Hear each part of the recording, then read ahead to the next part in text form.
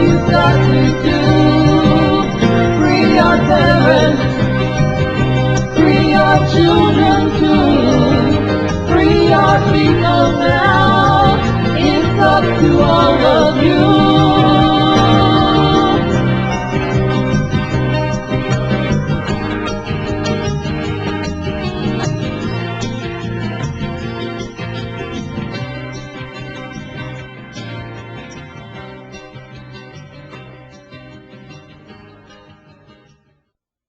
Welcome to Module 1, A Brief History of Disability. This module will provide us with a historical perspective on independent living and its importance in shaping societal attitudes, defining what disability is, and creating solutions to the issues surrounding disability. The treatment and perceptions of people with disabilities in Western culture have varied greatly throughout the centuries.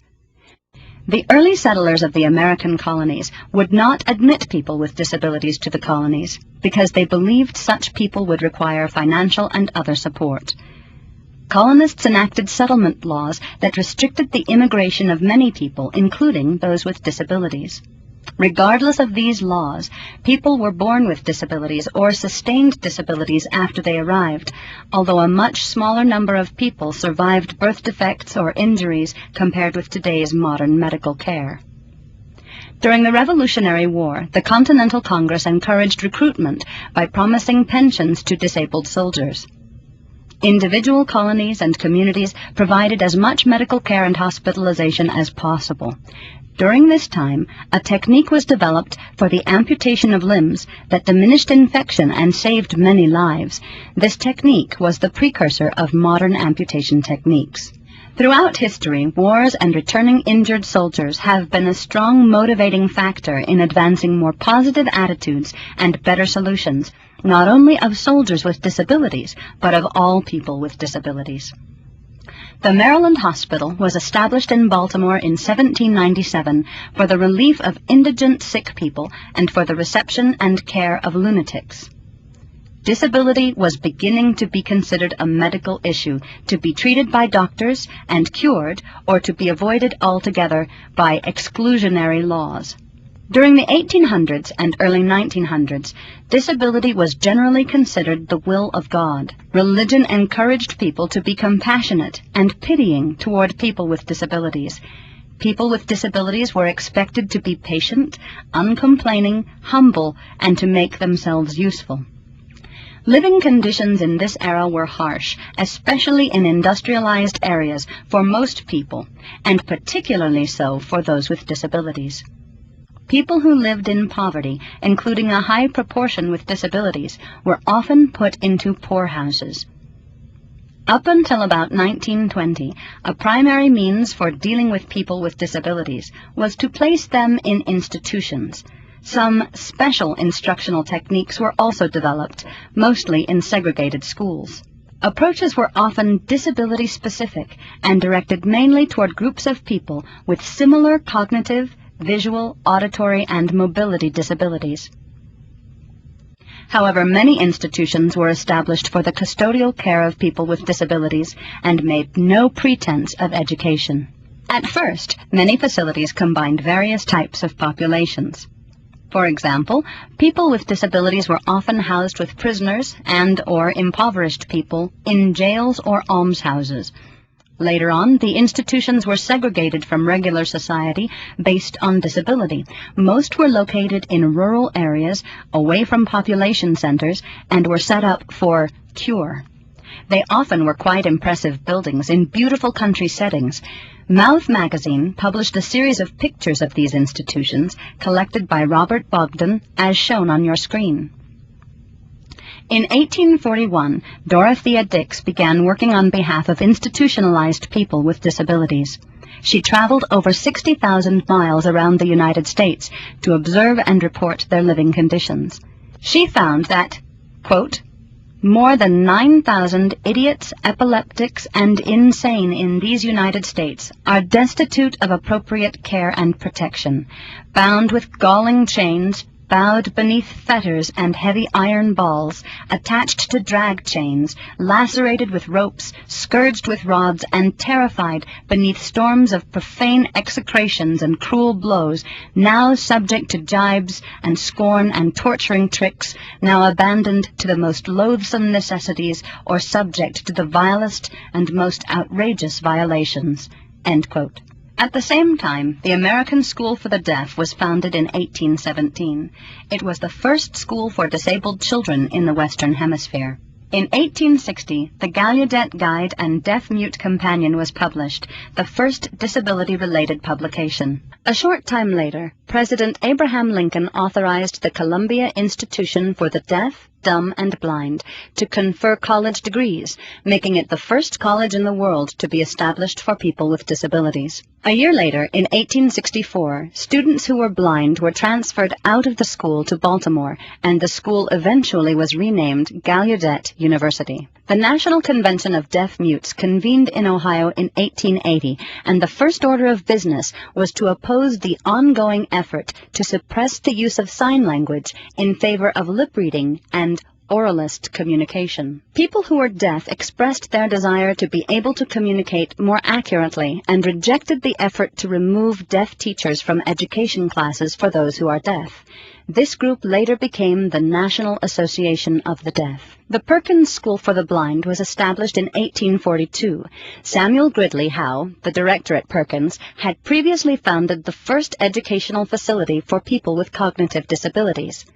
Howe wanted schools to prepare children with disabilities to live with the rest of society. Demonstration of the use of Braille at the Missouri School for the Blind did not take place for 30 more years because of a controversy over, quote, what was good for people who are blind, end quote. This controversy took place mainly between sighted teachers with little input from those being taught.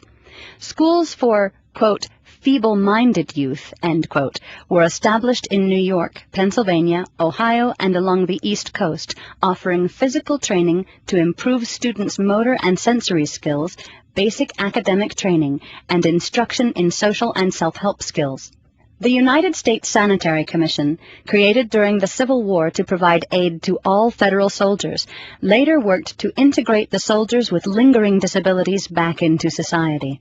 It reported, quote, as far as possible, invalids should be restored to their original homes, and the communities to which they belong should absorb them, by assigning to them, by conventional agreement, the lighter occupations, and no provisions separating them from their families or diminishing their domestic responsibilities should be encouraged, end quote.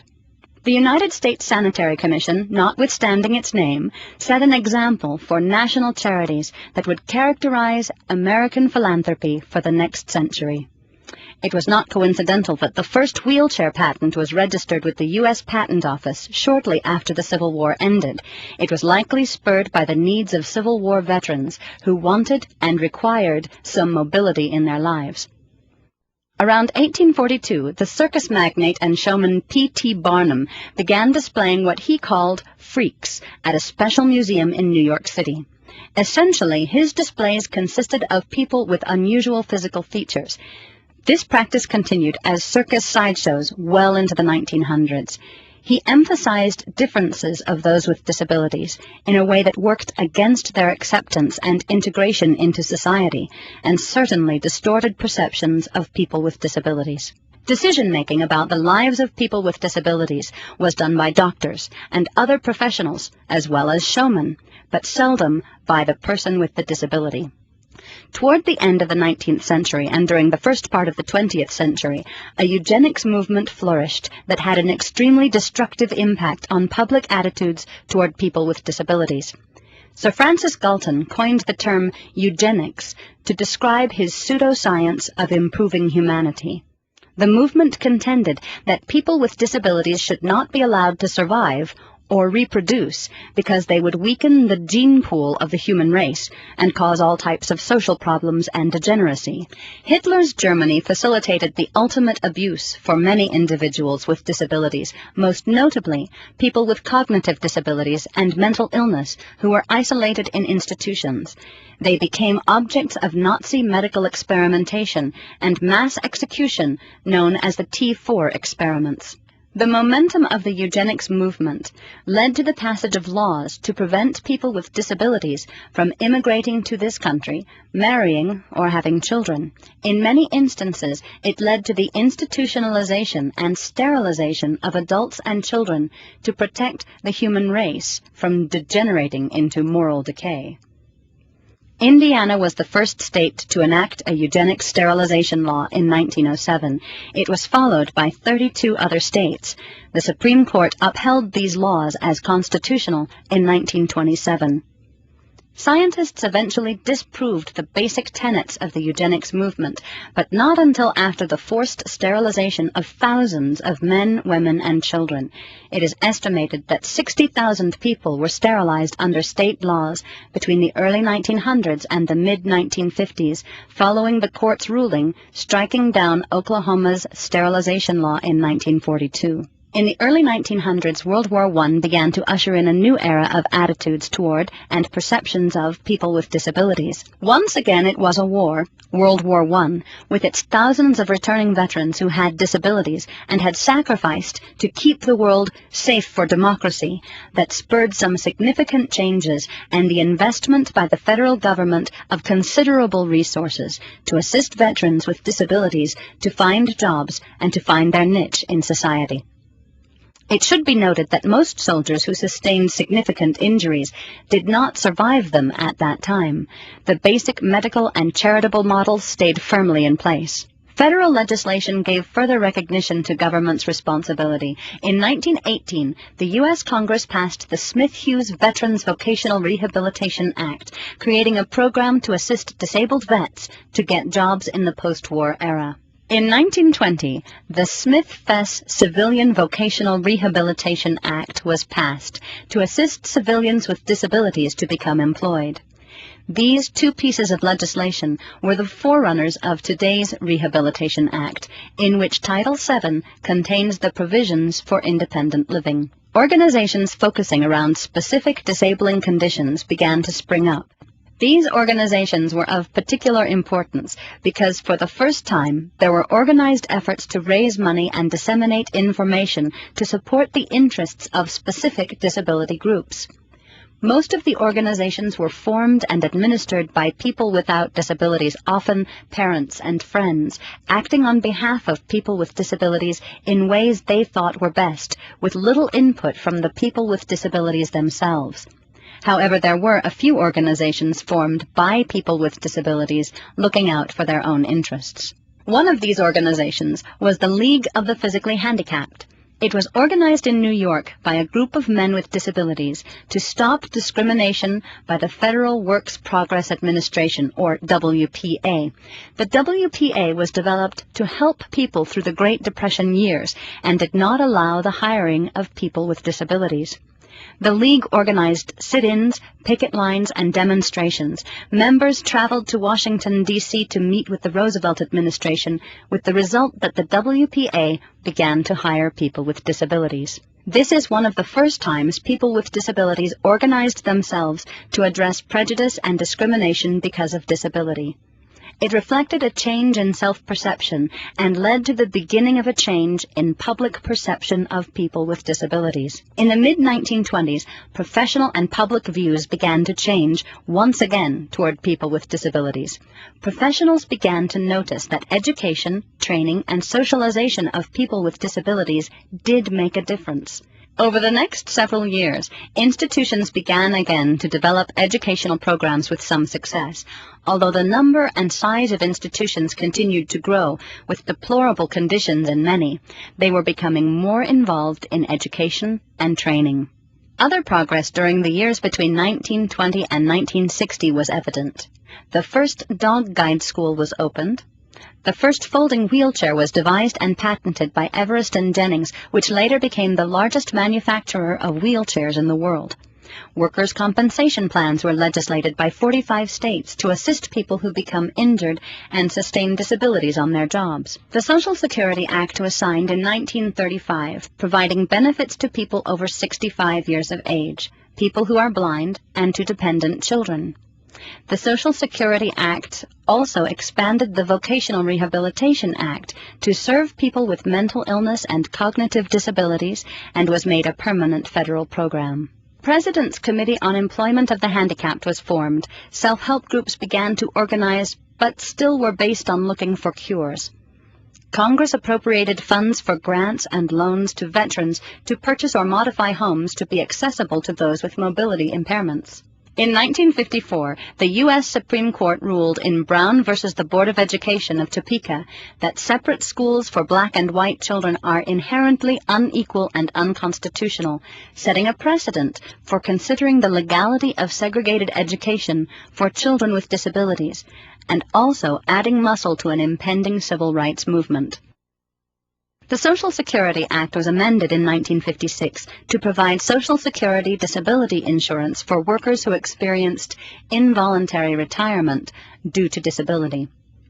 Ginny Laurie, known as the grandmother of independent living, became editor of the Toomey Gazette, a grassroots publication that became an early voice for disability rights, independent living, and cross-disability organizing. The scene was set and the trends in place to foster the emergence of the independent living movement and the disability rights movement. The next module will explore the meaning and emergence of independent living and cover the next phase of disability history in the United States from 1960 to the present. Main menu. To view Module 1, A Brief History of Disability, press Enter. To access Module 2, Emergence of Independent Living, press the arrow down key once.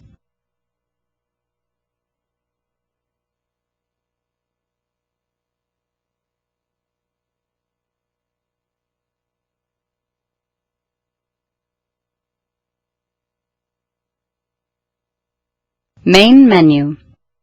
To view Module 1, A Brief History of Disability, press Enter. To access Module 2, Emergence of Independent Living, press the arrow down key once.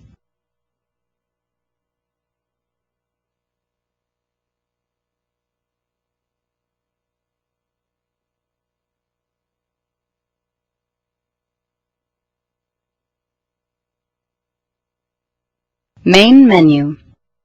To view Module 1, A Brief History of Disability, press Enter.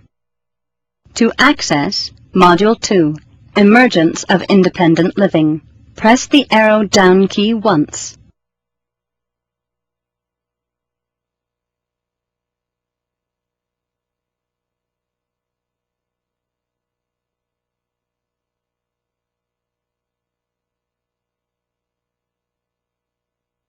Main menu. To view Module 1, A Brief History of Disability, press Enter. To access Module 2, Emergence of Independent Living, press the arrow down key once.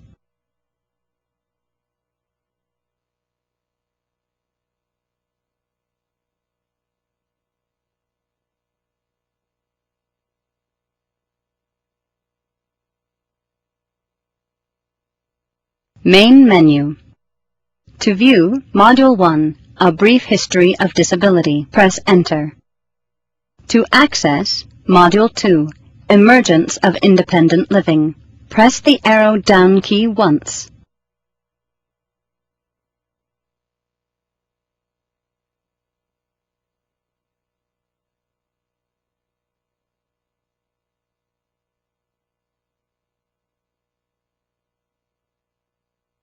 Main menu. To view Module 1, A Brief History of Disability, press Enter. To access Module 2, Emergence of Independent Living, press the arrow down key once.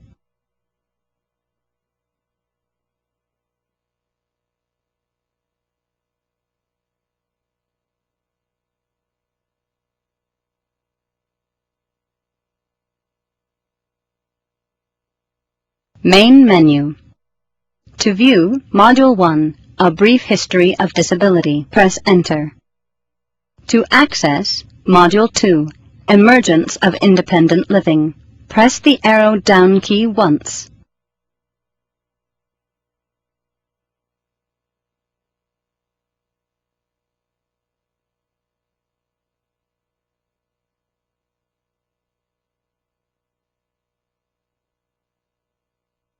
Main menu. To view Module 1, A Brief History of Disability, press Enter. To access Module 2, Emergence of Independent